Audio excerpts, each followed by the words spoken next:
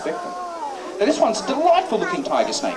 But if you're looking at it and thinking, righto kids, that's it, tiger snake. Sort of brown with a little bit of sort of lighter brown on it, that's what they look like. Well, they do. But then many of them don't. You see, some tiger snakes are jet black all over. Others are quite bright brown.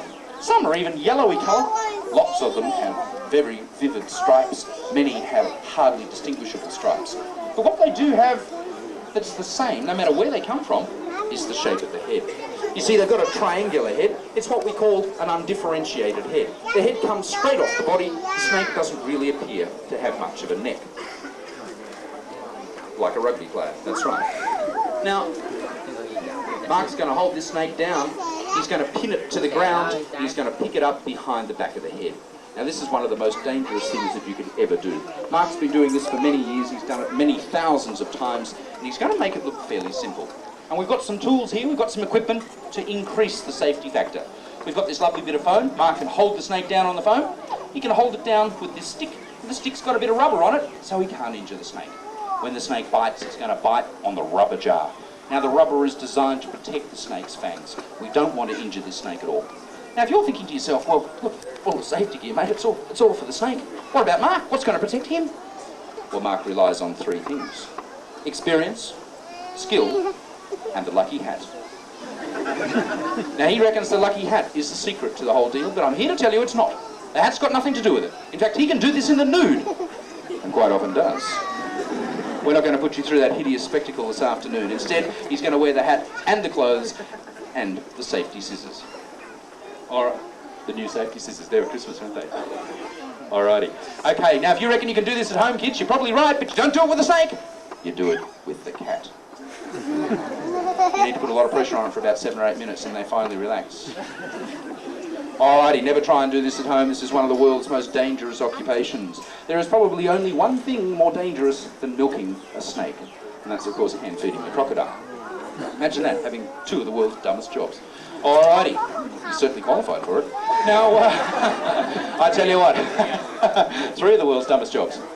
Yeah, well, that's it. We'll talk to them later on.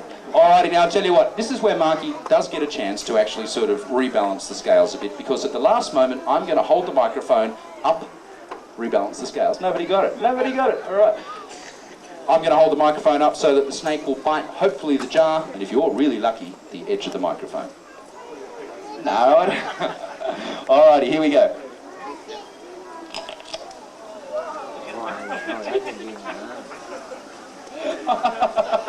Alrighty, well, I was only speaking in jest, but the snake nailed the end of the microphone. Now, there's a little bit of foam here, which is designed to stop the sort of the wind. Now, in theory, you can drink venom and not die, providing you don't have a nick in your mouth or an ulcer or a scratch on your tooth. You can even rub it on your skin, providing you haven't shaved for the day and shaved the surface off your skin. So holding this microphone is actually starting to make me feel a tad nervous. Now, while I very carefully concentrate on the mic, you have a look inside that jar, because you'll be able to see some venom dripping down. What's not on the mic should be in the bottom of that jar. You'll see the snake's fangs poking through the top of the rubber, and you'll see Mark sweating as he carries the snake around. Now, on an average milking day, he does this 200 times. And at the end of that day, he's exhausted, hands up, running around all that time, nobody here watching. In fact, we don't do it here. We do it inside our venom labs. Big soundproof room, no telephone, no disturbances whatsoever. At the end of that milking day, Mark's milked a couple of 100 snakes, and we've got one of those little jars, the equivalent of about half full of freeze-dried venom. We manufacture anti-venom, but not here, down in Melbourne, at the Commonwealth Serum Laboratories. They operate a farm at a place called Woodend. In this farm, they've got horses. In fact, they've got hundreds of them. And they're all the same sort of horse, cart horses or perch-rod horses. And these horses are involved in the venom program. There are 6 horses for each type of venomous snake.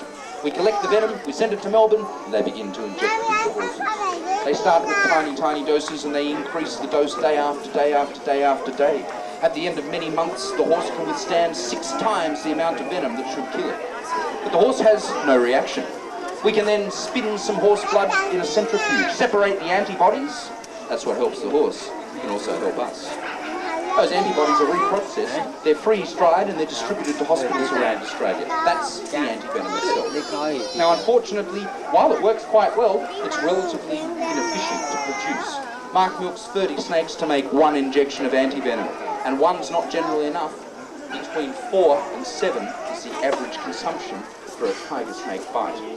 Now, that means that the entire milkings of a single day can go into 1 life being saved.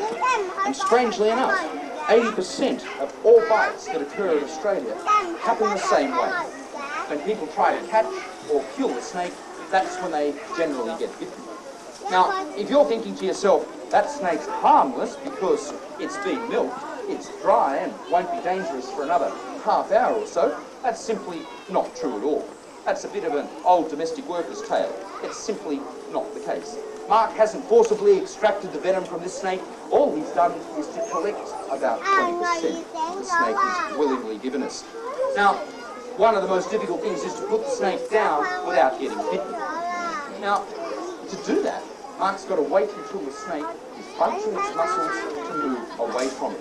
As many of you know, a snake can rear up on the first third of its body. If you put the snake down like that, you open your hand, the snake may not go anywhere, it might just turn around and grab you on the hand. Now, you'll see Mark putting this one down fairly carefully.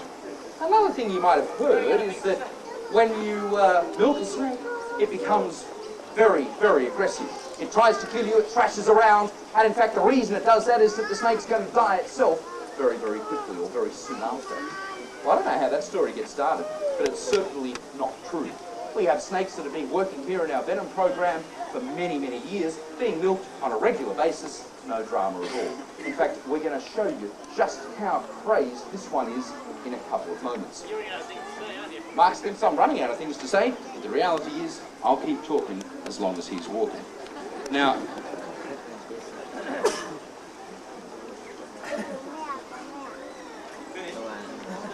no, I'm not stuck. You see, it makes you look like an idiot when I'm not talking, you see? That's how it works. Alrighty. Now, you watch when he puts it down. He's got to wait until the snake's actively trying to sort of bunch the muscles to move away. Now, instead of this one going crazy, being so stressed that it's about to jump into the crowd and bite faces and all that stuff, let's just have a look. In fact, this one's pretty relaxed, isn't it? It's sitting here pretty quietly. You see, it's not really stressed. It hasn't been frightened. It's been working with Mark for many years. It doesn't really see him as being threatening at all. It sees him as being a bit of a co-worker.